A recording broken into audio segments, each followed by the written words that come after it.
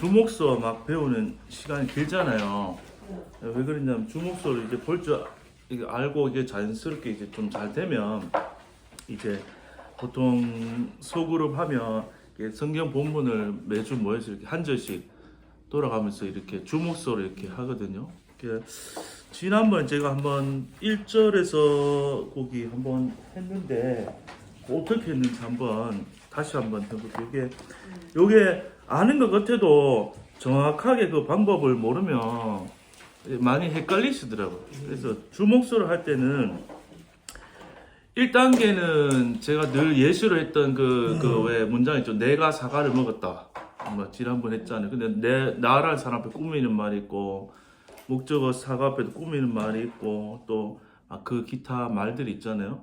그래서 1단계는 먼저는 서체를 보면서 이제 속으로 이게 주어다, 목적어, 서술어다, 기타다 구분이 되면 그거를 이제 쭉 보고, 보통은 주어 맨 끝에 게 이제 그 핵심 단어거든요. 그러면 갈라디아서 1장 1절 한번 다시 보시면요. 여기 보면은 내용 보지 말고 일단 그러면 복습 겸 이제 실전에 들어가는 방법을 한번 해볼게요. 한 절씩 이제 예를 들어 소그룹 한번 돌아가면서 읽는데요. 집에서 혼자 키아즘 읽을 때도 그렇게 읽으면 좋아요. 보면은 1장 1절에 보면 사람들에게서 난 것도 아니요 하고 쭉 가는데 눈으로 한번 보시면은 글씨 서체가 쭉 갔죠. 계속 내려가죠. 바뀌는 지점까지 한번 쭉 내려가 보세요. 이게 만약에 처음 내용까지 생각해보려면 너무 시간이 오래 걸리고, 내용 말고 아예 그냥 서체로 그냥 글자 모양만 보고 쭉 한번 내려가면 서체가 갑자기 좀 다른 서체가 나온 데까지. 나오면 끝까지인데요. 그렇죠. 1장 2절 함께 있는 딱 가니까 뭔가 이 붓글씨처럼 딱 바뀌었죠. 뭔가.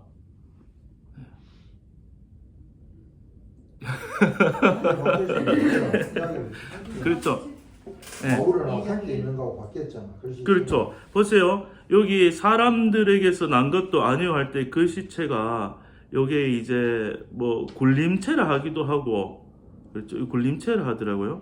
또 저는 뭐 이렇게 끝이 둥글다고 라운드체라 이름 붙였는데, 그 이제 내용 보지 마시고 글씨 서체 스타일이 저기 맨 밑에 1절 끝에 사도된 바울은까지 가고 1장 2절하고 함께 있는 여기하고 그 위에 줄에 사도된 바울은하고 글씨 서체가 틀리잖아요. 그렇죠? 네. 그렇기 때문에 여기서는 1장 1절 전체가 다 주어인 거예요. 주어 덩어리인 거예요. 네. 주어 덩어리가 되고, 보통 이제 거의 맨 마지막에 나온 게 핵심 주어인 거예요. 사도된 바울은 이게 주어의 이제 핵심인 거죠. 주어의 핵심. 주어의 핵심인데 사도된 바울은 꾸미는 말이 위 이만큼이나 이제 수식어가 이제 들어간 거예요. 예. 그러면은 요게 사도된 바울은 이게 주어고, 그러면은 1장 2절에 서체가 바뀌었잖아요. 그러면 우리가 그때 4가지 서체를 공부했으면 요 글씨체가 주어입니까? 목적어입니까? 서술어입니까? 기타입니까? 목적어. 그렇죠. 그러면 그 목적어 체가 또 어디까지 가는지 쭉 보셔야 돼요. 글씨 스타일, 그러니까 서체 모양으로 쭉 내려가는 거예요. 손으로 이렇게 짚으면서, 아니 눈으로 보면서 보니까 꽤 길죠. 3절 끝에 원하노라 요 앞에까지가 전부 다 요 글씨체죠. 그러면 목적어가 이만큼 부풀어져 있는 거예요. 그리고 원하노라 바뀌었잖아요.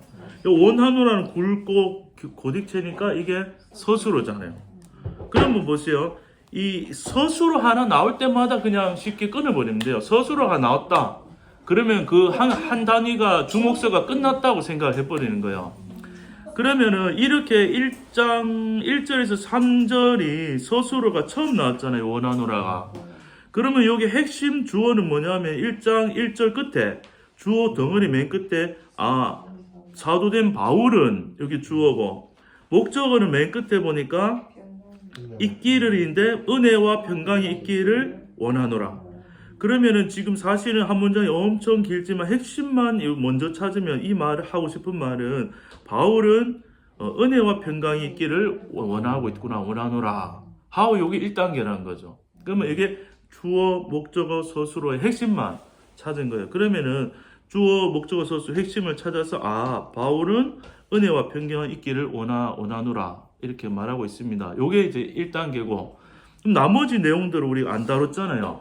그 2단계 갈 때 이제 어떻게 하냐면은 주어 앞에 꾸미는 말이 많았으니까 그런데 사도된 바울은 어떤 바울이냐 하면서 한 절 이렇게 줄 바꾸기가 돼 있는 그 한 절 한 절을 한 줄 한 줄을 이제 설명하는 거예요. 그래서 사도된 바울은 그러면 누구냐? 밑에서부터 이제 올라갈 수도 있고 위에서부터 내려올 수도 있는데 만약에 이렇게 말을 연결하기 어렵다 싶으면요 2단계를 두 번째를 할 때 그냥 나머지를 읽어버리면 돼요. 위에서부터 쭉 내려오면서 그렇게 해도 돼요. 그런데 그렇게 해도 되고 밑에서 올라가도 되고 밑에서 올라가면요 이 바울은 하나님 아버지로 말미암아 사도가 되었구나 라는 내용이 하나 있죠. 사도 바울은 자신이 사도가 되고 싶어서 된 게 아니고 하나님 아버지로 말미암아 사도된 바울입니다. 또 그런데 그 하나님 아버지는 또 누구냐? 그 하나님 아버지 바울을 사도로 삼으신 그렇게 일하신 하나님 아버지는 죽은 자 가운데서 예수 그리스도를 다시 살리신 그 하나님 아버지가 이 바울을 사도 삼으셨습니다. 그런 내용이 담겨 있고 또 위에 보면요 오직 예수 그리스도와 및 그랬죠. 근데 요거 전체적으로 보면은 이 말미암아라는 말에 예수 그리스도로 말미암아 사도 되었고 또 이 하나님 아버지로 말미암아 사도 되었고 그러니까 성부 하나님에 의해서도 성자 예수님에 의해서도 사도가 되었다라는 말이 이제 두 하나님과 예수님을 다 언급하면서 말미암아 사도 되었다 그 말이고요. 그리고 또 남아있죠. 위에 보니까 사도가 된 것은 사람으로 말미암은 것이 아니고 그렇죠? 누가 사람이 너를 이제 사도로 임명한다든지 너가 사도 되면 좋겠다고 아무도 그렇게 얘기한 게 없는데 오직 하나님과 예수님으로 인해서 사도가 되었다는 걸 더 말하고 싶으니까 사람으로 말미암은 것도 아니고 또 맨 위에 줄 보니까 사람들에게서 난 것도 아니요. 이 말은 사람들한테 복음을 교습을 받거나 이렇게 배워서 된 것이 아니다. 그러니까 이제 사도 바울이 여기서 1절부터 굉장히 강하게 하고 싶은 말은 내가 이렇게 복음 전하고 사도 된 것은 하나님의 특정한 것 뜻에 의해서 된 거지 내가 누구 어떤 베드로의 계파를 따라 이렇게 배워서 누구한테 권위를 자격증 얻어서 된 거 아니다. 그런 이제 얘기를 하는 거예요. 제가 추가적인 설명을 했는데 그렇게까지 디테일하게 그는 대면하시면 되는데 그냥 편하게 하시려면 제가 1절에 3절을 해보면 이렇게 된 거예요. 제가 하겠습니다 하면은 돌아가면서 한 절씩 하면 되는데요. 서체를 보고 이게 전체가 주어인데 사도된 바울은 주어 그리고 또 2절을 보면서 이제 목적어 덩어리잖아요. 이게 다 목적어 덩어리인데 은혜와 평강이 있기를 목적어 원하노라 스스로. 그래서 사도된 바울은 은혜와 평강이 있기를 원하노라 하고 요거 1번이 끝났잖아요. 그런데 그 사도 바울은 누구냐 하고 위에서부터 쭉 읽으셔도 돼요. 그냥 사람들에서 난 것도 아니고 요거를 위에 읽고 또 목적어 은혜와 평강이 있기를 원하는데 그 은혜와 평강은 어떤 것이냐 하고 위에서 쭉 이렇게 읽으셔도 되고요. 아니면 밑에서부터 제가 한 것처럼 밑에서부터 한 줄씩 이렇게 생각해 보면서 올라가도 되고. 처음 하면 조금 어렵게 느껴질 수도 있는데 같이 해보면 되는데 그걸 좀 틀려야 재밌어요. 틀려야지 좀 재밌고 이렇게 틀리면은 그때 내가 원래 공부할 때 제일 중요한 게요. 내가 모른다는 사실을 알 때 그때 배우거든요. 내가 이거를 틀리게 알고 있었구나 알 때 그때 하면서 제일 배우는데 같이 하면 좋은 점은 이제 한 사람이 이제 실수가 틀려도 그때 다 같이 배우는 거예요. 그러니까 그런 잘하고 못하고 이런 거 그런 부담은 우리 모임에 전혀 가질 필요는 없고요. 그렇게 한 절씩 주목서를 이렇게 한번 오늘은 1절부터 해나가면 좋겠어요. 보통 이렇게 서술어가 3절에 나오면 그럼 이렇게 길지는 않은데 그럼 제가 요 1, 2, 3절 다시 한번 하고 이렇게 돌아가면서 하고 그리고 부담스럽거나 아직 하기 싫으면 패스 하셔도 됩니다. 패스 하시면은 또 다른 사람 한번 보고 있다가 또 다음에 하셔도 되고 그러면 제가 1절부터 3절 여기 한번 해볼게요. 그러면은 아까 방금까지 했으니까요. 사도된 바울은 그렇죠. 은혜와 평강이 있기를 원하노라. 이렇게 처음 인사한 말인데요. 하면서 그런데 그 바울은 어떤 바울이냐? 하나님 아버지로 말미암아 사도가 되었고. 그런데 그 하나님 아버지는 특별히 어떤 아버지냐 하면은 그 죽은 자 가운데서 그리스도를 다시 부활시키 살리신 그 하나님 아버지로 말미암아 사도가 되었고. 그리고 또 누구로 말미암아 사도가 됐냐면 오직 예수 그리스도와 또 하나님 아버지 그 두 분 그러니까 성부 하나님과 성자 예수님으로 말미암아 나는 사도가 되었다. 사람들에게 말미암은 것도 아니고 사람들에게서 배우거나 난 것도 아니고 오직 하나님으로 해서 사도가 된 바울은 그리고 그 바울이 뭐를 원한다 했죠? 은혜와 평강이 있기를 원하노라 그랬거든요. 은혜와 평강이. 근데 이 은혜와 평강은 어떤 평강이냐면요. 주 예수 그리스도로 쫓아 그랬네. 이거 영어로만 프롬이겠죠. 주 예수 그리스도로부터 그 오는 은혜 그리고 주 예수 그리스도로부터 오는 평강이 이게 너희에게는 말은 없지만 이 서신을 받는 자들에게 너희 있기를 원하노라. 그리고 또 같이 했죠. 예수님뿐만이 아니라 우리 하나님 누구라죠? 아버지. 우리의 하나님 아버지로부터 오는 은혜와 평강이 있기를 원하노라. 이렇게 했어요. 그런데 누구에게가 또 나오는 부분이 갈라디아 여러 교회들에게 이러한 은혜와 평강이 있기를 원하노라. 그리고 모든 형제와 더불어 함께 있는 모든 형제와 더불어 갈라디아에 있는 모든 성도들에게 은혜와 평강이 있기를 원하노라. 우리가 주목서로 이렇게 살펴보면서요. 한 절을 한 사람이 하면 또 그 발표한 사람이 또 느껴진 걸 얘기할 수도 있고 또 그 다음 사람 넘어가기 전에 보이는 색깔을 가운데 이거 색깔이에서 뭐 발견되는 거 아니면은 깨닫게 되는 이런 것들을 나누시면 돼요.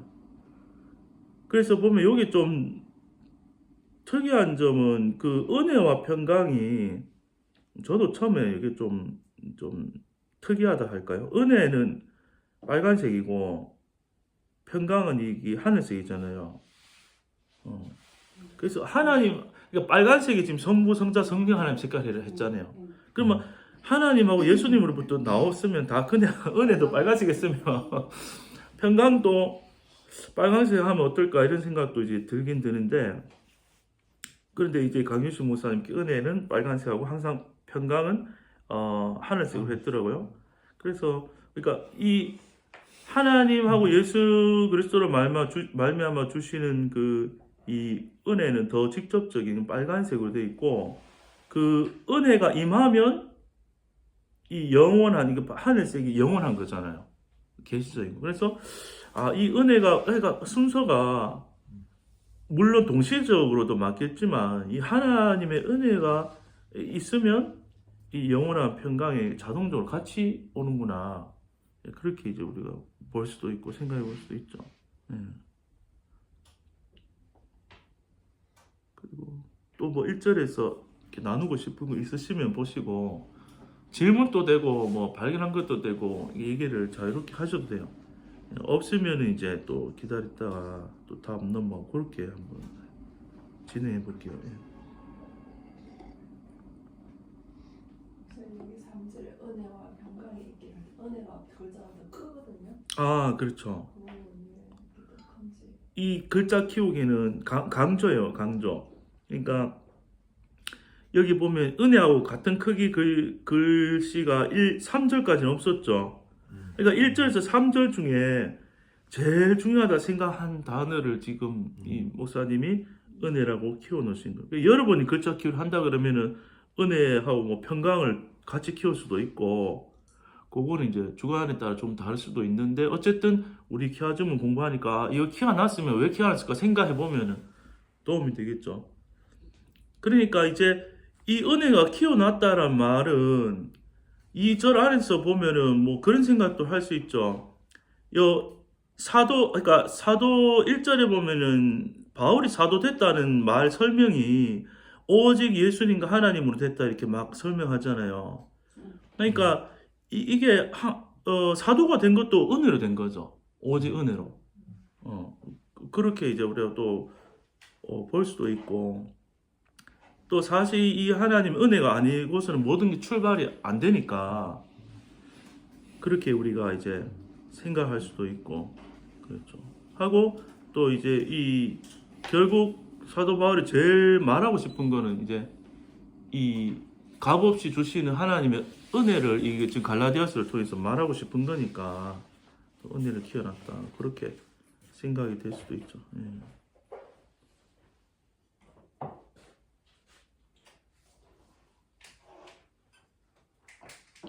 그리고 이 서신서를 하다 보면 사실 인사말에 은혜와 평강이 늘 등장하잖아요. 저도 예전에도 그렇고 설교할 때 준비할 때도 그렇고 인사말을 별로 중요하게 생각 안 했어요. 왜냐하면 늘 형식이 좀 다르긴 한데 여기 갈라디아서도 독특하죠. 1절에 왜 이런 말이 다른 데 없잖아요. 1절의 내용 이런 거 뭐 사람에서 사람부터 시작하자는 그 이 서신 자체가 요거는 이제 그런 특징들 좀 있긴 한데 그래도 중간에 보면 왜 은혜와 평강이 있기를 원하노라 늘 쓰잖아요. 그런데 얼마 전에 이제 그때 강의하고 들을 때 생각해 보니까 갈라디아서를 읽을 때 은혜와 평강이라고 읽을 때는 지금은 우리는 모르겠지만 갈라디아서 전체 공부하고 나면 갈라디아서에서 말하는 은혜, 갈라디아서가 말하고자 하는 하나님의 그 은혜와 평강이 뭔지가 머리속에 쫙 그려져야 된다 하면 율법이고, 이제 공부하다 보면 각 서신마다 그 포인트가 다르잖아요. 또 하는 내용이 다르고 하고 복음이나 이 은혜라는 것도 은혜란 말이 굉장히 이제 포괄적이고 좀 추상적인 말일 수가 있잖아요, 사실은. 자, 그러면은 성경 떠나가지고 성도님 누구 만나가지고 은혜가 뭐라고 생각합니까? 그러면 다 자기 생각을 얘기하면 은혜는 뭐 용서 같습니다 하기도 하고, 은혜는 뭐 누구는 희생 같습니다 하기도 하고, 은혜는 뭐 많이 주는 것 같습니다 하고 뭐 다 다를 수가 있잖아요. 그런데 성경을 공부하면 좋은 점은 에베소서에서 처음에 은혜와 평강이 있기를 원하노라 그 말하고, 물론 사도 바울은 전체적인 그 큰 범위에서는 같은 범위겠지만 우리가 공부를 쭉 한 다음에는 갈라디아서에서 말하는 하나님 은혜는 어떤 측면인가, 또 에베소서에서 말하는 은혜는 어떤 측면인가, 그런 게 이제 그려지면은 이게 더 풍성하고 은혜가 되고 좋죠. 네. 그래서 한번 그 은혜를 알아보도록 하겠습니다. 그러면 1절 특별한 거 없으면은 1절에 3절까지 했는데 한 절씩 하죠 뭐. 예. 하고 서술어가 안 나와도 그냥 그 주어 목적 서술어 좀 있는 것까지만 그렇게 하시면 될 것 같아요. 혹시 최 목사님 한번 해보시겠습니까? 4절을 예, 4절 아니면 또 같이 하셔도 될 것 같아요. 예. 처음에 서체를 먼저 보시면 1장 4절에 보면요, 그리스도께서가 서체가 이게 뭐죠 이게? 갑자기 광명을 찾았네. 훨씬 잘 보이네.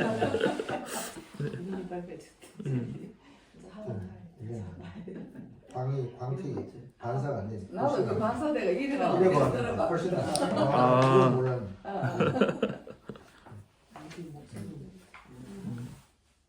제가 하는 그러셔도 돼요. 예. 그러면 순서 없이 그러면 좌우으로 돌다가 그렇게 편안하게 할게요. 그러면 그리스도께서 주어 하나님 곧 우리 아버지의 뜻을 목적어 따라 스스로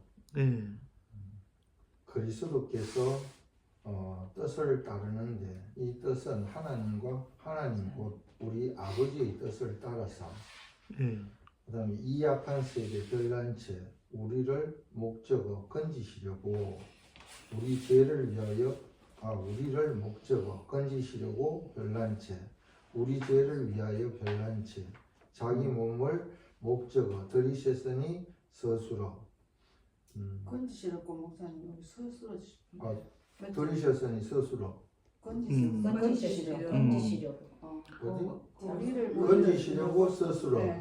머리를 스스로 하셨는데 입이 아마 그 블라치에 나오셨지 쓸 거예요. 원래 이거랑 달라진 자기 몸을 들이셨다 그러는데 이 악한 세대와 우리 죄를 위하여 악한 세대와 죄에서 우리를 건지시려고 자기 몸을 들였었으니 이렇게 말씀드리고 있습니다. 네. 전부 다 이야기할 것 같으면 그리스도께서 네. 하나님 곧 우리 아버지의 뜻을 따라서 네. 이 악한 세대와 우리 죄를 위해 가지고 우리를 건지시려고 자기 몸을 들였었으니. 그렇죠. 예. 그러니까 거기 보니까요. 그 주어가 그리스도께서 하나밖에 없죠. 네. 근데 이제 이런 경우들이 좀 이 주어가 앞에 나왔기 때문에 그리스도께서 주어 서술로만 해보면요. 그리스도께서 그 다음에 서술로가 따라죠. 따라인데 아버지 뜻을 따르고 또 그리스도께서 건지시려고 그리스도께서 들이셨으니. 그러니까 이게 주어 서술어를 먼저 보고 그 서술에 따라 필요성의 목적이 생기니까 그렇게 그렇게 보셔도 돼요. 그리스도께서 아버지의 뜻을 이제 따르고요. 또 우리를 건지시고요. 또 이제 그 들이셨죠, 자기 몸을. 예. 그렇게 보면은 뭔가 조금 그 주어와 서술어의 관계만 따로 보면은 좀 더 빨리 보이고 또 선명하게 보죠. 그래서 예수님께서 그렇죠, 하나님 그래요. 곧 우리 아버지의 뜻을 따라 이 악한 세대 그런데 이 악한 세대 색깔도요. 참 디테일의 왕이신 그 목사님. 악은 악의 근원이니까 까만색을 칠했고 한 세대는 그 악의 영향을 받는 사람들 세대니까 사람이라 생각하니까 보라색을 칠한 거죠. 그래서 이 악한 세대에서 이제 우리를 또 이제 연두색 해놨죠. 요거는 이제 신앙 있는 이제 믿음 있는 우리를 이제 교회를 말하는데 우리를 건지시려고. 그리고 또 그런데 밑에 또 보니까 까만색이 또 나왔죠. 우리 죄가 죄를 까맣게 해서 죄를 위하여 이제 또 무엇을 자기 몸을 들이셨으니. 그래서 우리가 이 기아즘 성경 읽을 때 색깔 중에 제일 중요한 색깔은 빨간색이거든요. 예, 성경 우리가 읽을 때 이전에 성경을 읽으면 내가 뭘 해야 되는가로 읽어요. 그러니까 율법적으로 읽는 거죠. 하나님의 은혜는 당연하고 지나가고 그러면 내가 어떻게 해야 되는가를 생각하면서 주로 적용, 내가 할 거. 왜냐하면 사람은 그게 더 쉽거든요, 오히려. 내가 할 적용 목록을 딱딱딱 찾아가지고 내가 하나님께 요거 하면 난 됐다. 그렇게 이제 생각하기 쉬운 게 율법주의 사람인데, 기아점 성경 읽을 때는 그게 아니고 내가 할 일보다는 하나님이 뭘 하셨는가. 하나님 행하신 일을 자꾸 발견해야지 그 놀라운 은혜가 발견되고 또 그 은혜가 우리를 변화시키거든요. 그래서 빨간색 중심으로 항상 먼저 생각해 보면 더 좋아요. 그래서 이 빨간색이 서술로도 보세요. 그리스도는 당연히 예수님이니까 빨간색이고 하나님도 빨간색이고 아버지도 십자네요. 빨간색인데 뜻이라는 글자도 있죠. 빨간색이죠. 근데 뜻 옆에 보면 십자가 있죠. 그러니까 그러면 여기서 이 아버지의 뜻이 뭔가 했을 때 요 문맥상 보면은 지금 그 십자가에 몸을 들이신다는 얘기잖아요. 그러니까요 이제 십자가를 이렇게 표시를 이렇게 해놨고요. 그리고 왜 십자가가 필요한가, 그 몸을 들인 게 필요한가 이유가 이 악한 세대에서 우리를 건지셔야 되잖아요. 이 악한 세대에서 건지셔야 되고 또 우리에게는 아직 우리가 선악과를 먹고 죄로 가진 채로 태어났기 때문에 이 죄를 해결하기 위해서 자기 몸을 들이셨다. 그러면은 왜 죄를 해결하기 위해서 왜 예수님의 그 몸을 들이셨을까? 그러면 죄가 어디 있단 말이죠, 이게? 그렇죠. 그래, 도움이 나네. 몸이 죄의 몸인가, 죄의 몸. 로마에서도. 그러니까 이 몸이 끊임없이 죄를 생산하는 몸이기 때문에 이 몸을 끝내시기 위해서 십자가에 자기 예수님이 몸을 들이셨죠. 예, 그러니까 여기 보면요, 그 서술어도 다 빨갛게 돼 있죠. 그리스도께서 하고 건지시려도 빨갛게 돼 있고요. 들이셨하고 빨갛게 돼 있고요. 요런 그 행위의 주체가 지금 예수님이기 때문에 같이 이제 주어가 누구냐에 따라서 이렇게 된 거예요. 그러니까 이제 그러면은 이걸 생각해 보면은 악한 세대에서 우리를 건지실 수 있는 유일한 방법은 십자가에서 예수님이 자기 몸을 드리는 그 방법밖에 이제 없다는 거죠. 그것이 우리의 아버지 되신 하나님의 뜻인데 그 뜻을 그리스도가 따랐다. 그런 내용이 되겠죠. 이미 이 십자가에서 이루셨죠. 그래서 이제 5절 짧으니까 자 5절 누가 빨리 하세요. 5절 짧은 거. 영광이 주어 저에게 스스로 세세토록 있을지어다 스스로 아멘 스스로 있을지어다 무엇이 영광이 있는데 누구에게 저라는 글씨가 지금 빨간색이기 때문에 네. 여기서는 그리스도를 나타내는 것 같아요. 네네. 그래서 영광이 그리스도에게 세세토록 있을지어다 아멘 끝. 네. 깔끔하게 잘하셨습니다. 그렇죠. 그러니까 들이셨으니 하고 옆에 화살표가 있죠. 그 위에 4절 끝에 보면 자기 몸을 들이셨으니 하고 문장이 안 끝나고 밑으로 화살표 보라 했잖아요. 그럼 밑에 내용이 예수님께서 뜻을 따라 순종하셨잖아요. 뜻을 따라서 우리를 건지시려고 십자가에 자기 몸을 다 들이셨기 때문에 그 일로 말미암아서 그 영광, 이게 예수님이 십자가 죽고 부활했을 때 하나님이 예수님 지극히 높였잖아요. 빌립보서 그렇죠. 보면은 죽기까지 낮아지셨는데 다 죽고 나니까 하나님이 딱 나타나셔가지고 완전히 그냥 모든 이름 위에 뛰어난 이름으로 완전히 높여서 영광스럽게 했거든요. 그러니까 그 십자가에 들이셨으니 영광이 이거는 영광 옆에도 십자가 있죠. 그러면 이 영광은 죽었다가 다시 살아난 부활의 영광이니까 영원한 영광이고 다음이 없는 영광이니까 또 하늘색 십자가 했다 이렇게 볼 수도 있겠죠. 그래서 그 영광이 예수 그리스도에게 세세토록 보면 이거 세대와 세대 계속해서 이 말이거든요. 세세토록 계속 있을지어다 하고 찬양하고 있죠. 아멘. 예. 그리고 그 4절에 저도 뭐 이렇게 적어 놓은 게 있어서 보니까요. 여기 죄를 위하여 할 때 위하여라는 이 말이 그 원어로 휘페르래. 휘페르의 뜻이 두 가지가 있는데요. 대신하여가 있고 내포하여가 있다거든요. 대신하여 내포하여. 그러니까 십자가에서 그러니까 우리를 대신해서 죽으셨다도 맞는데 더 깊은 원래 십자가 의미는 우리 모두를 포함해서 내포하여서 죽으셨다. 이게 굉장히 중요한 의미거든요. 로마서 6장 그 말씀 보고 말씀하시는 것 같죠. 네, 함께 죽고, 함께 죽고, 함께 부활하고 그게 그러니까 일반 이제 보통 이제 성도님들 생각할 때 이렇게 그리스도의 십자가 은혜를 생각하면 이렇게 생각한대요. 그 막 패션 오브 크라이스트 이제 고난 주간에 틀어놓으면 얼마나 잔인해요. 피가 철철 나고 못이 박히고 막 이런단 말이에요. 그러면은 막 예수님 이렇게 고마운 마음 들죠. 또 미안한 마음도 들고 내 죄 때문에 나를 대신해서 저렇게 돌아가셨다. 그러니까 너무 감사하고 미안하기 때문에 남아있는 생에는 내가 내 힘을 다해서 내가 예수님을 위해서 내가 살아야겠다 이렇게 생각해요. 그것도 귀한 마음, 한편은 귀한 마음일 수 있지만 사실 그렇게 살아지나요? 그게 안 되거든요. 성경이 말하는 거는 그냥 예수님 우리는 아직 안 죽었고 우리 존재는 같이 안 죽고 죄값만 이렇게 이제 법정에서 형량만 죄만 값을 이렇게 대신해서 죽었다.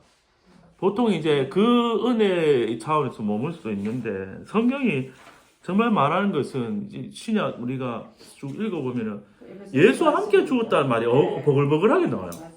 내가 그 사도 바울도 날마다 나는데 그 죽음을 자랑하고 죽고 갈라디아서 2장 20절도 그리고 그런 말씀을 하는데 이제 그 말씀은 우리 이렇게 이성이나 생각적으로 잘 경험하면 이해가 안 되니까 안 들었잖아 그 설교 자체도 잘 없고 그러니까 저라는 목사님도 여기에 대한 체험이 좀 희미하거나 없거나 모르거나 그럴 수도 있고 그러니까 그것도 잘 안 듣고 하니까 늘 대신하여 죽었다는 어떤 측면만 이게 부각이 되고 그래서 우리는 주를 위해서 열심히 살아야 된다. 약간 이렇게 이제 가기 때문에 존재를 안 다루고 그냥 죄만 다루는 거예요. 죄만. 그런데 문제는 뭐냐면은 그렇게 내가 용서받았다 감사해도 다음날 되면 죄를 생산해내는 이 내 존재에 대한 문제 해결이 안 된다. 성도들이. 그러면 은혜 받고 돌아왔는데 이제 1년에 한 번씩 그러잖아요. 수련회 가면 왕창 이제 1년 동안 지었던 이제 막 그 제보따리 이제 세탁소 우리 입을 들고 가듯이 목욕탕에 때를 쫙 모아 갖고 가듯이 가가지고 울면서 막 이렇게 막 그 시원하게 쏟아 한 3시간 울고 기도하고 나면 마음이 시원하죠. 시원하고 또 이제 자기 확신이 들어요. 다 용서되었다. 울고 막 이게 막 토하고 방언하고 기도하고 막 다 해. 그러면 이게 다 이제 제가 씻김 받았다는 느낌도 있고 막 좋아요. 근데 돌아와가지고 이게 하루 한 주 뭐 한 달 또 지나면 어떻게 돼요? 제자리 가지고 이제 또 삶이 힘들어지면 한 1년 지나요. 1년 지나면 또 수련회 가자. 그러면 그래. 하면서 다시 죄짐을 지고 산에 올라가서 그게 반복되거든요. 근데 성경이 말하고자 하는 거는 그게 아니고 죄를 용서해주는 차원이 아니고 예수와 함께 우리 존재가 정말 죽었다. 함께 죽고 함께 이미 부활했고 중요한 거 함께 부활해서 하늘 성처 올라가셔가지고 약속하신 성령을 우리 안에 줬다.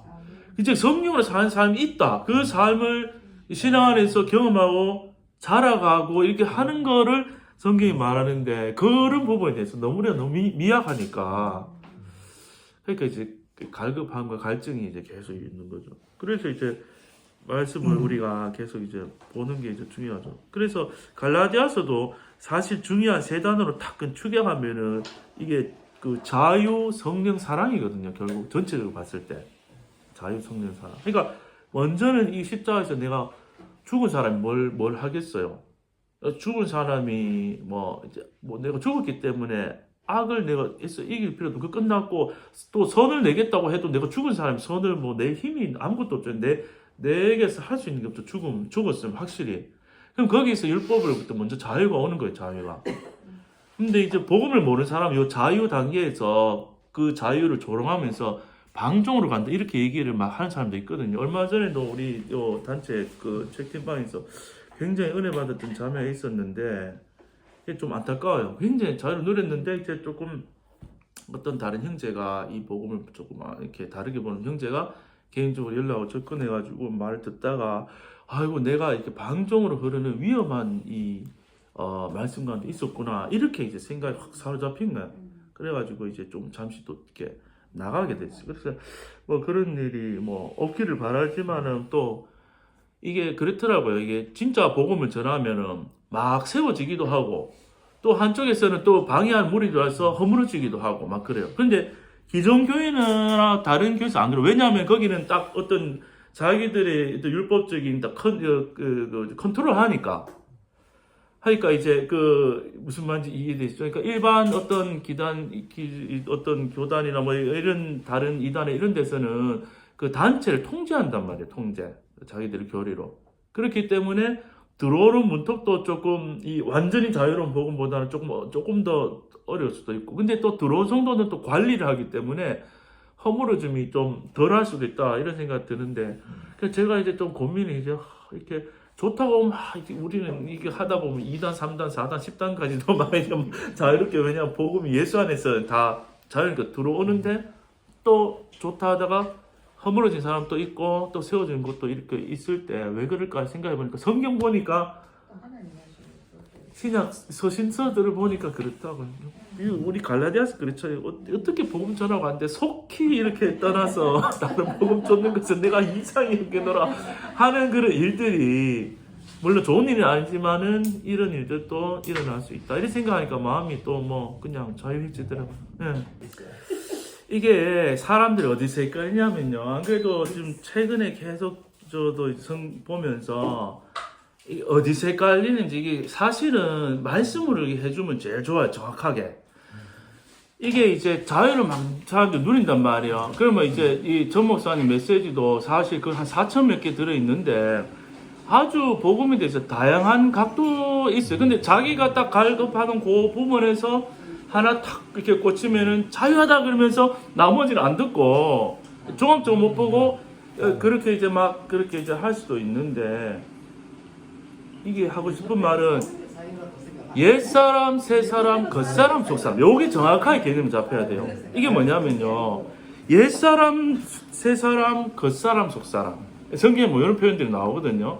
그러면은 예수님 안에서 이미 다 이루어진 측면에 봤을 때는 옛사람, 새사람을 생각해야 돼요.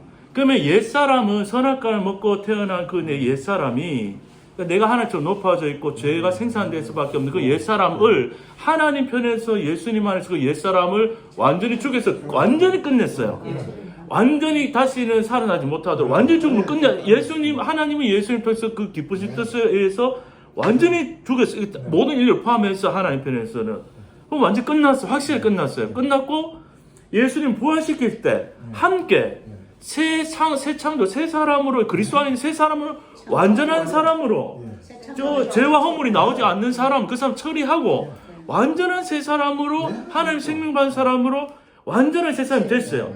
그러면 옛 사람 새 사람에 있어서는 왔다 갔다 할 수 없는 거예요. 그게 분명한 거기 말씀이 베이스가 되고 딱 못 박아져 있어야 우리 신앙이 거기서 자라는 거예요. 근데 그 사람하고 속 사람이라는 게 이해를 해야 되는 거예요. 그러면은 그 말을 들었을 때는 내가 죄를 막 나오는데도 그 말씀을 잘못 적용하면은 내 옛사람은 끝났어 하고 마음대로 막 이렇게 좀 그런 사람 잘 없게 죄를 지어도 막 자유하고 막 이렇게 그렇게 하라는 그런 의미가 아니고 그러면은 이미 하나님이 옛사람을 죽이고 새 사람으로 완전히 해놨다는 그 말씀 안에 있지만 사실 그러면은 여기서 생각해 볼 거는 그 죽었다는 옛사람은 누구냐 했을 때 사람들이 어떤 사람들은 내가 죽은 건데 내가 모르는 전생에 어떤 내 옛사람이 죽었다 이렇게 생각하는 사람들도 있어요. 그리고 나는 이제 지금 내 욕심과 가지고 이건 자유하다 생각하는 사람이 있는데 그게 아니고 이 옛사람이 죽었단 말, 이 옛사람에 대한 이해가 뭐냐면요. 지구에 엄마 아빠를 통해 내가 태어날 때부터 선악과 먹은 사람으로 태어났잖아요. 그 사람이 옛사람이고 내가 복음을 깨닫기 전까지는 다 옛사람 살아온 거야. 그러면 내가 마흔 중반까지 살았으면은 내 안에 사단이 나를 종로로 이제 죄의 종로를 하면서 지금까지 나와 사단이 누구보다도 사단이 내 속에서 집을 짓고 살았기 때문에 누구보다도 사단은 나를 잘 아는 거예요. 그러니까 내 옛사람이라는 거는 엄마 아빠를 통해 태어난 육을 입고 태어난 사람 그러면 그 사람이 옛사람이고 지금까지 내가 복을 모르고 이렇게 살아왔던 나는 내가 산다 생각하고 내가 원하는 대로 생각하고 내가 잘 되기 위해서 공부하고 내가 잘 되기 위해서 돈을 벌고 내가 잘 되기 위해서 목회하고 내가라고 살아왔던 그 사람이 사실은 옛사람인 거예요. 그런데 그 옛사람을 이제 십자가에서 이제 복을 보니까 완전히 꺼내놨고 새 사람이 됐다. 했지만 이 복음을 들었지만 실상 삶으로 돌아가면은 새 사람으로 살아간 그 시간과 경험보다는 태어났을 때까지 내 안에 우리 엄마는 아빠는 누구고 엄마는 누구고 이분들과 살면서 내가 어렸을 때부터 상처받았던 모든 DNA와 기억들과 경험 이게 총체가 나잖아. 지금까지 살아온. 그렇죠. 내 이름을 엄마 아빠 이름을 줬고 학교를 다니고 친구를 만나고 가정생활에서 하면서 또 교회생활하면서 모든 경험을 하면서 내 안에 그 생각과 감정과 의지가 딱 독특한 나라는 사람을 만들어놨잖아요. 지금. 그러니까 이 옛사람 내가 모르는 전생에 누가 죽은 게 아니고 내가 아는 진짜 내가 죽었다라는 말을 지금 하고 있는 거예요. 그러면은 사단을 속이려고 하면은 누구보다도 사단은 나의 약점과 내 속에서 살았으니까 나보다 나를 더 잘 아시는 이가 사실 하나님이 이게 맞는데 사단도 그만큼 나를 하나님 잘한다고요. 그러면 이 복음 들어도요 사단은 금방 뒤집어요. 이렇게 속이려면은 네 옛사람이 죽었어 어디 한번 해보자 하면서 이제 집에 가가지고 자녀하고 막 불화를 일으키고 막 하잖아요. 그러면은 막 이렇게 흔들릴 수가 있다고요. 근데 그거는 이제 우리 이제 그러니까 이게 복음의 그 가운데서 이제 설명이 좀 길었는데 그러니까 그런데 그럴 때 흔들리지 말아야 될 게 그러면 거기에서 내 생각 경험과 눈에 펼쳐진 이걸 믿을 거냐 아니면 다시 못 박혀 확실한 이 옛사람이 죽었고 난 새 사람 되었다 이 말씀 이 성령께서 붙들게 하시겠죠. 그러니까 이 말씀이 날 살려준다는 게 사단이 아무리 흔들어도 네 옛사람이 죽었고 난 그리스도 새 사람이다. 이거를 이 말씀이 나를 살게 해서 성령에 의해서 나를 변화시켜가는 거예요. 그러면은 이제 우리의 겉사람은 몸이 남아 있고 아직 그 옛사람의 기억 이런 우리 갖고 몸이 있기 때문에 또 사실 그렇죠. 성령이 오셔서 보증으로 주셔서 영생이 이미 우리 안에 영원한 생명이 성령이니까 영생의 삶이 이제 시작. 그래서 속 사람이 날라 자라는 거예요. 그래서 자라는 개념이 있어요. 만약에 이게 정말 끝났고 우리가 뭐 이게 만약에 정말 내가 24시간 죽을 때까지 성령으로 내가 다 살 수 있는 가능성은 열려져 있지만은 누구도 그렇다고는 말을 못 하는 거예요. 그러니까 요 말도 중요한 게 그러니까 복음이 불완전하냐? 아니라는 거죠. 확실히 죽어서 죄와 사망에 대한 모든 게 끝났기 때문에 가능성 측면에서 우리가 예수님이 거주하고 있기 때문에 열려 있지만 사실은 육이 남아 있기 때문에 현상 안에서는 넘어질 경우들이 있을 수가 있는 게 당연한 거죠. 그러면은 요게 안 넘어져도 감사하고 넘어져도 감사인 거예요. 사단이 이길 수가 없어. 그렇죠. 넘어져도 십자가에 죽은 그 허상이 넘어진 거기 때문에 성령이 빛을 딱 비춰주시면 속아서 잠깐 넘어진 거는 그거밖에 없어요. 그렇기 때문에 옛사람 새사람을 흔들릴 게 없다고요. 그러니까 복음을 말씀 계속 들으면은 이 우리 마음에 사단은 딱 숨어서 땅 따먹기 하듯이 이 안에 살았으니까 어떻게든 숨어서 땅 한 평이라도 내가 숨어서라도 살고 싶은 거예요. 그러니까 이 김승남이라는 사람의 복음을 다 알지만은 어디에 숨으면 그래도 아직까지 속이고 내가 아직 버티고 있을 수 있는 자리를 안다고 사람마다. 그런데 그 부분이 이제 개인마다 다른 거예요. 그게 뭐 부모의 문제가 있을 수도 있고 그게 오래된 깊은 문제일 수도 있고 뭐 오늘 가다가 툭 부딪힌 사람 용서하는 거예요. 쉽지 뭐. 근데 십자가 죽었으니까 용서 쉽지. 근데 이제 막 30년 40년 내가 나와 깊은 그 상처의 관계에 있는 사람은 쉽지 않다고요. 그러면 사단은 이제 그런 부분을 이제 공격하고 이렇게 하는데 그렇지만 옛사람이 죽었고 새사람이 살았다 확실한 복음을 그러니까 우리 가운데 심겨지고 겉사람과 속사람과 이해가 되면은 넘어질 때면 이게 겉사람이 사단에게 속아서 잠깐 넘어졌구나 하고 발에 먼지를 털듯이 아무것도 아닌 거예요. 그게 나의 존재를 바꾸는 게 아니에요. 그렇죠. 그러니까 그게 이제 사실은 점점 나로부터 나라는 사람으로부터의 그 자유가 이제 계속 오는 거예요. 나에 대한 전체성이 내가 아니고 그리스도로 바뀐 거예요. 내 머리가 그리스도고 나는 거기 붙은 몸으로서 이제 그 살아가는 거니까 좀 흥분하게 되는데 그러니까 이제 주변에 제가 회계의 그 관점을 갖다가 하면서 참 뭐 예전에는 이야기를 갖다가 이야기해도 다른 분하고 이야기를 교제를 할 때도 이야기해 보면은 다른 분들이 이 목사 저거 완전히 저거 좀 이상하다고 이야기를 그래 하는데 그 어느 순간부터는 정확하게 뭐 어느 누가 이야기를 한다고 거기에 대한 확실하게 정확한 그렇죠. 말씀을 해가지고 들을 수가 있으니까 네. 거기서는 완전히 잘 나옵니다. 맞아요. 그래 되더라고. 그렇지만 내가 완전히 장성한 자냐 그리스도까지 완전히 동감 그런 입장은 아니란 말입니다. 왜? 아직까지 육신이 있기 때문에 내가 성령 가운데서 육신이 있기 때문에 내가 이거 육신에 숨이 끊어지면은 그것도 끝나질지 모르지만 있기까지는 항상 내 속에서 어둠이 틈을 타고 들어온다고요. 넘어진다 그래도 왜냐하면 하면 바로 또 알게 해주시거든 성령님께서. 야, 너 이거 잘못된 거 아니냐? 아차 생각나게 해주니까 내가 알아가지고 그거 죄를 갖다 깨닫게 된 건 아니거든. 계제면서 어둠이라든가 그분은 내 안에 성령님이 계시니까 그렇죠. 그분이 거룩한 자, 완전한 자, 온전한 자라. 네. 그 안에 거주하고 있기 때문에 나를 거룩하게 하기 위해서 생각나게 해주실다. 네. 그래서 감사하고 기뻐하고 네. 그러면서 자유하고 네. 그 그리스도 십자가에 대한 그리스도를 다시 한번 더 생각하게 되는 거예요. 네. 저는 그렇게 해가지고 완전히 그쪽에서는 이제 벗어났다고. 축하드립니다. 네. 맞아요. 그렇게 자유하고 또 누가 물어도 말씀 공부를 해놓으면 나중에 이제 말씀을 정확하게 또 이렇게 네.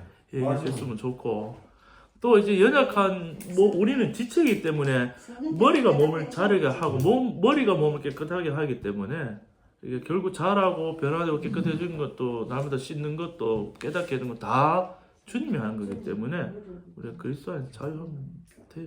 우리가 할 수 없는 것이 그런 건데 그러니까 말씀도 그냥 성령이 그분이 깨닫게 하셔야 되는 거지. 그렇죠. 기다려줘야 되는 거고. 모든 사람이 자기 그 과정에 또 있을 수도 있고 또 우리가 할 수 있는 거는 이제 정확한 복음을 나누고 들려주고 서로 하다 보면은 저는 그래, 돌아오면, 네. 베드로전서 1장 9절 말씀에 네, 너희의 믿음의 결국이 혼의 구원을 인함이라 네, 제가 킹 제임스 버전을 보니까 네. 정확히 혼의 구원이라고 나왔더라고요. 영혼이 그렇죠. 안 나오고. 혼의 구원도 있죠. 그래서 우리가 거듭난다는 것은 하나님의 영이 우리 속에 들어올 때 내가 네. 죽었던 영이 살아나는 거. 네. 이게 하나님의 영의 구원이고 그때 네. 이제 영이 구원받았으니까 영은 천국 들어가는 거예요. 네. 근데 거기서 보면은 믿음의 결국은 혼의 구원이라 이게 뭐냐면 우리가 이 세상 사는 동안 네. 말씀으로 내 혼적인 부분을 네. 하나님 앞에 순복하는 거 이것도 네. 하나님이 원하시는 구원인 거예요. 그게 온전한 구원으로 이렇게 나와 있더라고요. 네. 그래서 우리가 뭐 잘못했을 때 그거의 비밀을 모르는 사람들은 내 영혼이 구원받는다 이렇게 의심할 수 있는데 자기가 거듭남의 그 확신이 있고 경험이 있다면 정말로 그거는 내 영혼은 하나님 것이고 하늘의 주소가 하늘나라이기 때문에 절대로 의심할 부분이 아니고 다만 이 세상에서 혼의 구원은 내가 육신을 가지고 있는 거기 때문에 이 세상 사는 동안 하는 거는 그거는 어디까지나 구원의 차원이 아니고 상급의 차원 같아. 상급. 내가 육신을 죽이고 누구를 사랑하고 누구를 섬기고 이게 전부 다 상급으로 연결돼서 하나님한테 상급 받는 부분이 아닌가 저는 그런 생각하거든요. 네. 그 구원도 맞아요. 이게 근데 사람이라는 거를 구원을 이루라 했잖아요. 그렇죠. 영과 혼의 온전한 구원은 영을 네. 구원 받았어요. 거듭난 네. 사람은. 우리 거듭난 사람은 자기 자신이 알잖아요. 내가 어떤 개인 어떤 사물을 접할 때는 사람과의 관계 속에서 영적으로 생각하잖아요. 우리가 혼적으로 생각 안 하잖아요. 하나님 입장에서 생각하고 그게 벌써 거듭난 자의 특징이잖아요. 근데 혼의 구원은 내가 육신에 가지고 있는 거기 때문에 죽는 날까지 가져가는 거예요. 그게 많이 순복된 사람이 있는가 하면 그게 이제 성품이잖아요. 예수님의 성품에 되는 사람이 있는가 하면 안 되는 사람도 있고 그거는 상급에 관한 것. 구원에 관한 게 아니고. 그러니까 이제 사람 일을 우리 보통 이제 2분설 3분설 하잖아요. 몸과 혼과 영을 하는데 사실은 이거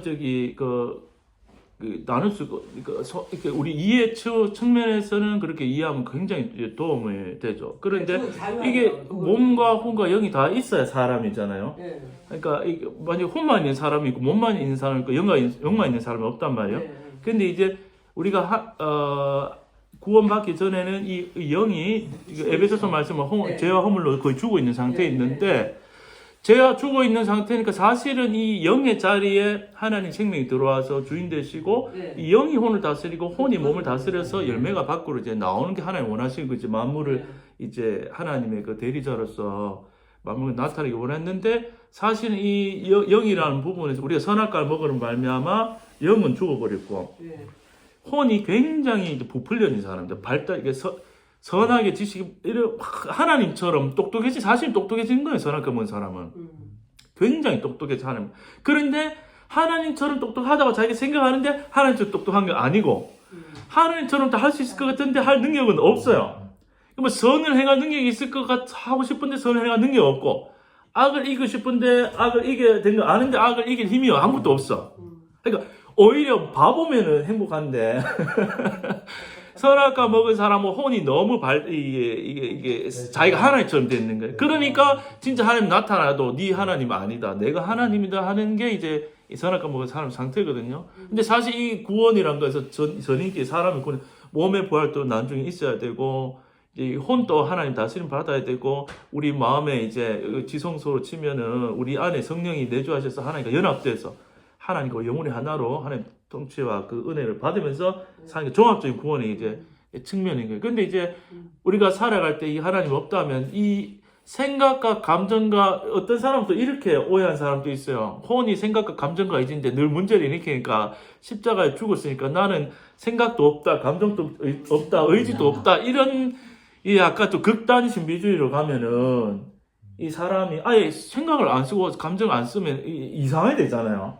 그 안 쓰면 너 비이성적으로 되거나. 근데 그건 하나님 원하는 게 아니거든요. 근데 문제는 뭐냐면 그 앞에 내 자를 그때 내 생각, 내 감정, 내 의지에서 생각과 감정과 의지에 이렇게 하나님 만들어 주신 사람이 기능은 문제가 없는데 그 앞에 내 자라는 사람이 자한 거예요. 자.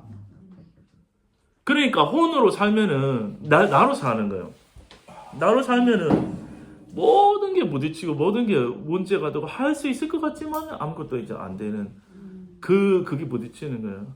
그래서 하나님은 우리 이제 믿는 자들 불러서 좀 이제 좀 소위 이제 광야도 보내고 스스로 그렇게 되는 것도 있지만은 그 시간들을 통해 가지고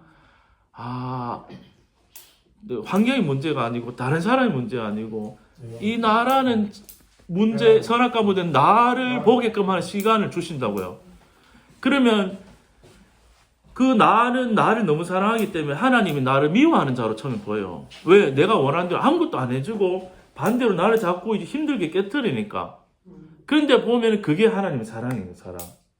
그 나를 보게 만들고 그렇게 막 억세게 돼 있는 선악과 먹고 붙들려 있는 나를 보면서 환경을 통해서 우리를 이렇게 땅땅한 우리를 보드랍게 만든다고요.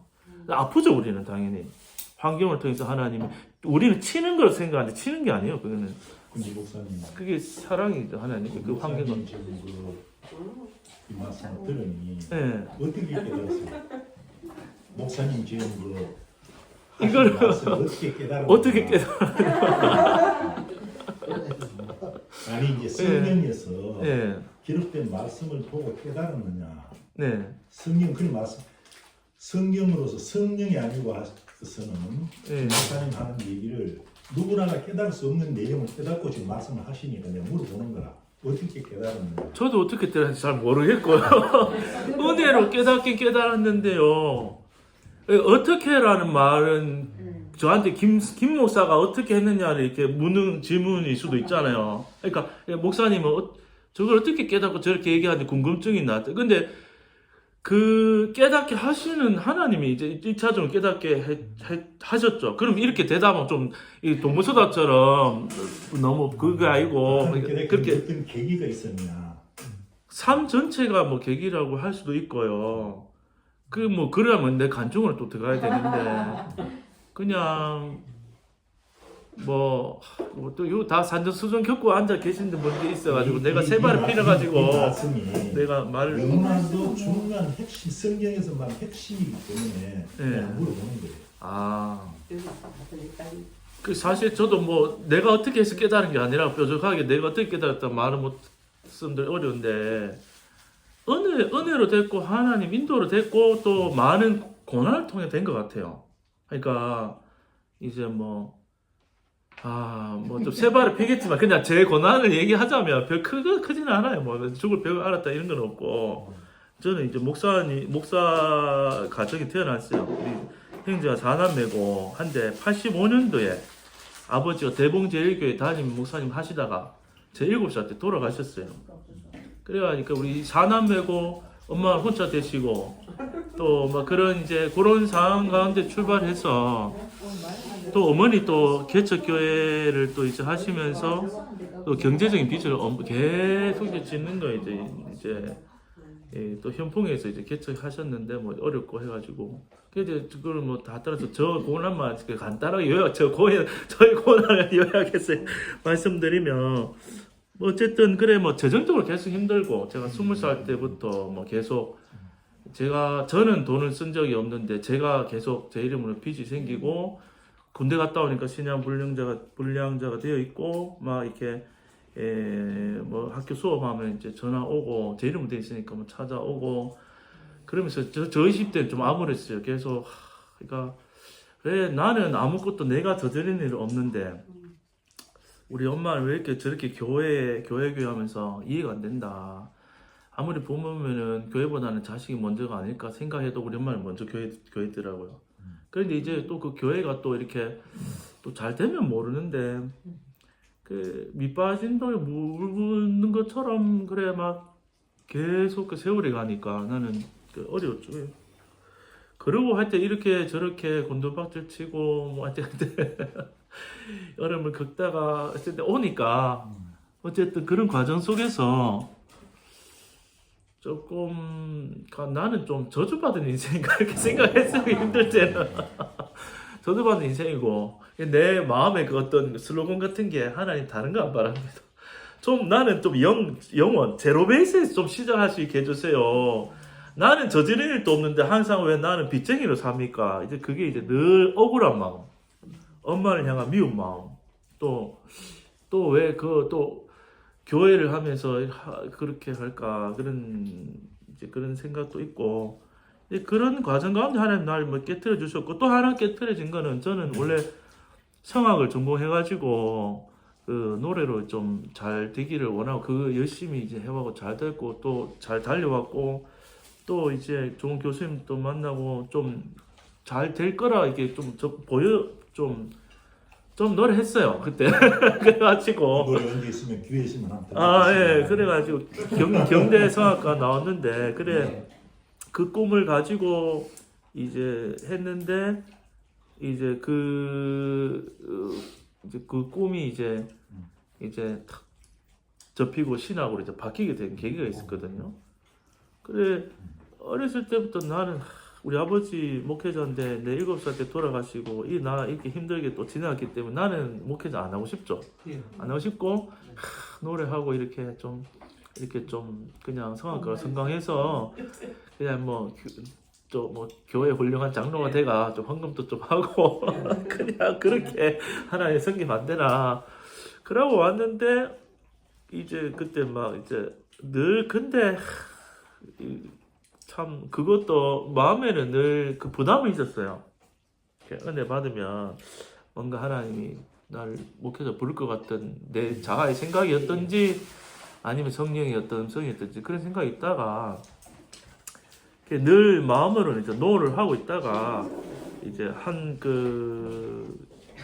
대학 졸업하고 이제 말씀 부흥회 4경일 일주일 했어요. 교회에서 제가 지휘하던 교회에서. 거기서 그때 이제 거주간의 은혜를 굉장히 이제 많이 받았어요. 그래서 이게 옛날 마룻바닥 이게 교회인데 다들 이제 뭐 그때 아침 점심 저녁으로 뭐 말씀 집회하더라고요. 그때 들은 말씀 하나도 사실 기억 안 나고 은혜 많이 받았는데 기억 안 나고 그 받고 늘 다른 사람 다 갈 때까지 마룻바닥에서 기도를 했어요. 기도를 하면은 다른 사람들이 이제 출근하고 해야 되니까 이렇게 맨 마지막까지 기도하고 다 일어나려 그러면 이제 그냥 마음이 내적 그냥 음성이처럼 내가 들린 게 그래 너 정말 나를 사랑하느냐 묻더라고. 그래서 좀 사랑합니다. 약간 연애하는 그런 기분이었거든요. 하는 거 그래 좀 사랑. 그럼 또 두 번째 질문 그럼 너 나를 위해서 뭐든지 할 수 있느냐? 약간 사람이 눈이 찌질이 붙었으니까 나는 신학이고 목회 이거 아무 생각 안 났어요 그때. 너무 사랑하니까 다 할 수 있죠. 약간 빠졌으니까 사랑에. 그리고 뭐 첫째 날 월요일 그리고 집에 또 화요일 또 똑같은 질문 하는 일어나면 갑자기 넌 나를 사랑하느냐? 네 사랑하면 뭐든지 할 수 있느냐? 확답을 하느니 월화수목밭 마지막 날 돼가지고는 질문 추가 넌 나를 사랑하느냐? 네 뭐든지 할 수 있냐? 네 하고 하는데 그러면 신학교 갈래? 하더라고요. 그래 갑자기 정신이 와 이게 참모를 끼었는 느낌 드는데 근데 그 순간에 제가 웃음이 나오더라고요. 막 이렇게 약간 뭐라 해 사람이 너무 당황스러워 헛웃음 나온 것처럼 어이가 없으면서 이게 앉아서 혼자만 웃으면서 그러면서 전혀 일주일 동안 생각도 안 나겠다가 내가 늘 방어하고 살아왔는데 완전 무장 해제 시켜가지고 마지막에 질문 추가를 해서 아니 웃다가 근데 이제 명령이 아니고 좀 가질 수 있겠느냐라는 어떤 부탁으로 말씀하신 것더라고요. 그러니까 내가 가만히 생각해보니까 하나님이 이 세월 동안 내가 뭐 그런 감동받은 게 거의 한 6, 7살 때부터 그런 감동이 있었어요. 물론 이런 거 안정하면 이제 이런 건 안 믿는다 하는 사람들도 있고 뭐 그게 자의 생각이 뭐 그걸 떠나서 어쨌든 제 개인적인 감정이니까 혼자 예. 받은 자밖에 뭐 하나님 받은 자밖에 그래가 이야기해야 돼. 맞아.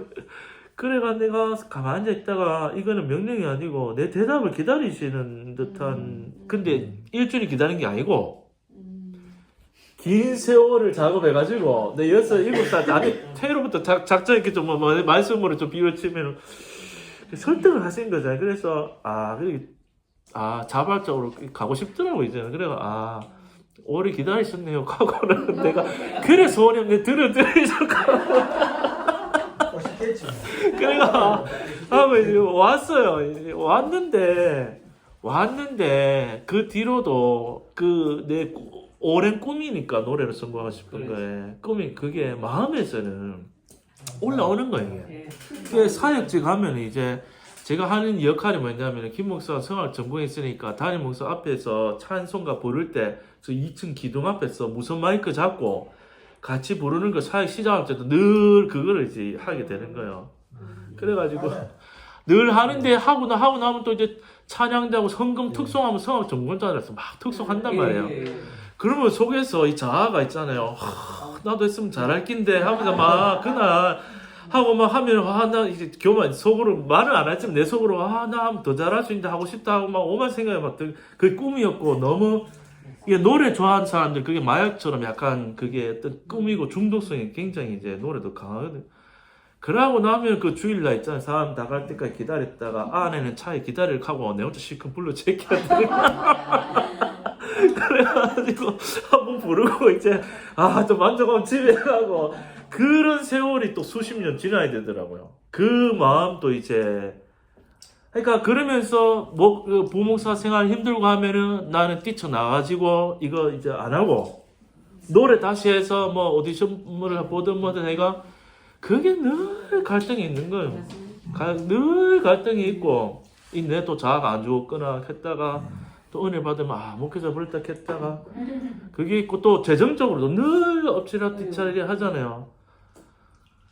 그래가지고 또 뭐 그런 어려움도 있었고 마지막 때는 음악적인 거는 좀 이제 한 굉장히 오래 하니까 좀 무뎌졌는데 가족 있고 한데 생활이랑 재정이 많이 이제 어려워지더라고요. 그러니까 좀 주변 가족이랑 조금 기댈 때가 있으면 덜한데 나는 봐도 이렇게 너무 기댈 데가 없는 것 같고 우리 형제들도 그렇게 막 다 잘 부모들 그런 거 없고 너무 막 그 어려운데 그 경제적 어려움을 목회자가 이렇게 어디 가서 얘기하고 다닐 수는 없잖아요.